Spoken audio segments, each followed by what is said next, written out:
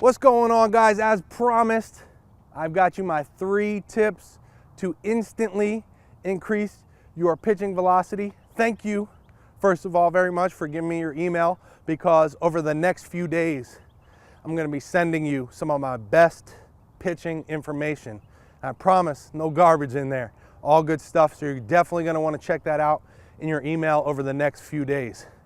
Also, before we start this video, I really want you to check out the offer that I have for you below. It's a great expansion on what we're gonna talk about today. It's my pitching velocity secrets, and you're gonna love that. It's on sale today at this price, only on this page. So definitely check that out when you're done watching this video. But let's get into the video. 3 pitching tips to instantly increase your pitching velocity. Now, I know some of you guys are going, there's no way to instantly improve your pitching velocity. And I don't want you to think I'm throwing some BS at you and this is all hype, but there are a few things that you can do to really, if you can implement them and implement them correctly right away, you can see an instant increase. I do it with my guys all the time who come and see me. We'll make some tweaks mechanically, talk about a few things, and they'll see 3, 4, 5 mile an hour instant increase in their velocity just by fixing a few movement issues and mindset issues, okay? And that's kind of what we're gonna talk about here. So I don't want you to think that this is just some hype or whatever. These things really work, all right? If you implement them and implement them correctly. Now, obviously, the better you get at them, over time, you could see even more improvement in your pitching velocity. And again, that's what the pitching velocity secrets down below, that's really gonna help you get more out of it, because we got more big ideas than just these 3, okay? But let's talk about it. The 3 big ideas. Number 1 is intent. What does intent mean? That means that you have the intent to throw fast. What I see a lot of guys doing is they want to slow everything down so they can be more accurate. They feel more under control when they slow everything down. They're trying to be straight and throw more strikes, because obviously when you get in the game, if you're throwing balls, that's no bueno, right? Obviously strikes are a good thing, but I think there's a big misconception, and we're gonna get back to intent in a second, but I wanna talk about this. There's a big misconception on you gotta slow down to throw strikes. That's untrue. Any of you guys tried riding a bicycle really slow without hands on the handle? I ain't trying it. You're gonna mess yourself up. The slower you go, the harder it is, right? But if you pick up a little speed and then you let go of those handles, it's much easier, right? Same thing goes with pitching. I think guys are scared to speed it up and work on their command because they feel like slowing down is the best thing to do. It's not, it's the opposite way. You wanna work on your control by speeding up, okay? But let's get back to intent. Intent is the mindset that I'm gonna speed it up. I'm gonna make this happen. I'm gonna throw as fast as I can. But you have to make that decision first and foremost before you work on anything else. Because if you're just up here going through the motions and working on some mechanical things, yeah, you might get a little bit better, but you have to have the intent. You have to want to throw faster in order to throw faster. It's almost like setting a goal for yourself, making a decision. When you decide, that means to cut off all other options, right? Decide that you want to throw fast. So that's number 1, that's intent. You have to have that intent, first of all. Number 2 kind of goes into intent, and we kind of touched on it already, but it's speed of delivery. The speed of your delivery is directly related to the speed of your pitch. So if I got a guy who is coming up, staying balanced, under control, and then going and trying to throw fast, most of these guys are throwing with all arm. They're staying under control right here, and they're trying to whip it with their arm at the end. It doesn't work that way. The way the body works, the way pitching works, is you're transferring your energy through a kinetic chain, right? Starts with ground force, driving off the mound, then your energy comes up your body into your hips. Now, the faster you move your hips, the faster your arm is gonna come around, your shoulders are gonna come around, and the faster you're gonna go from external rotation to release point.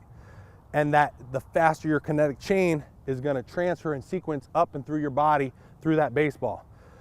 So when I see a guy who starts really slow, that's no good, right?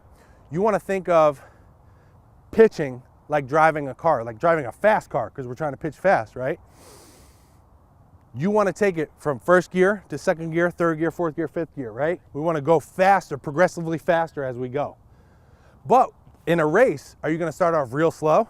No, you're going to start as fast as you can without spinning your wheels, right? So there's that fine point where you can go too fast, because if you go too fast, you're going to spin your wheels. What that looks like from a pitching perspective is guys who go, oh, and they're jumping off of that mound, okay? So we don't want to jump, we want to drive. We're about in third gear at that point, right? So taking it from first gear, second gear, third gear, fourth gear, fifth gear, all the way out and getting progressively faster as we go, all right? So that's tip number 2, speed up your delivery. Tip number 3 is start more closed off, okay? Now this is a little bit of a mechanical thing, and this is a huge help. The guys that I see who implement this right away, they get a huge benefit out of this. And what I mean by start more closed off is when you separate your hands, you want to separate at a 45-degree angle or more. You'll see the high velocity pitchers when they separate. My home plate is straight ahead this way at this angle. My third base is right here, so you can see. So my 45 degrees is pretty much right at you guys, right? So when I separate, I want to separate my hands on that angle. You can see my front hand going this way and my back hand, right? I'm separating at this angle. Now, I want to open up my front door straight to that target, but my arms are going to get here. Any of you guys ever heard of hip to shoulder separation? Hip to shoulder separation, they did a study that 80% of your pitching velocity comes from hip to shoulder separation. And what you're doing when you separate at 45-degree angle is when you open up your lower half, you're going to create more separation from your hips to your shoulders. In return, you're going to have more pitching velocity, okay?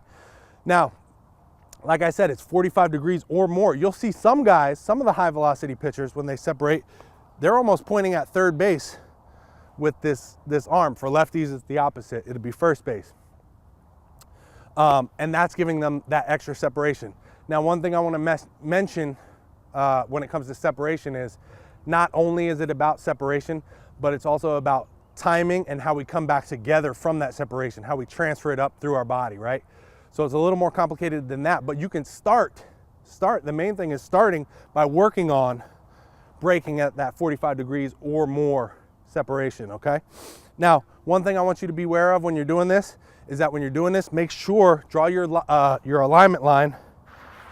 So from your heel to your heel, I want to make sure you're still staying in alignment, because when guys first start to implement this, what I see is they start breaking here, but their alignment is way off with their legs. So make sure you're still getting on line with your foot on your stride when you're separating this way, okay? Obviously from here, we're going into scap load, hip to shoulder separation, and then finishing that ball. But that's the best way to start the delivery, which most guys get wrong, and they're losing mile per hour because of it. So I hope you liked those 3 tips, man. I promise if you implement these and implement these correctly, you can see an instant result. Definitely check out the Pitching Velocity Secrets, because it expands on these ideas.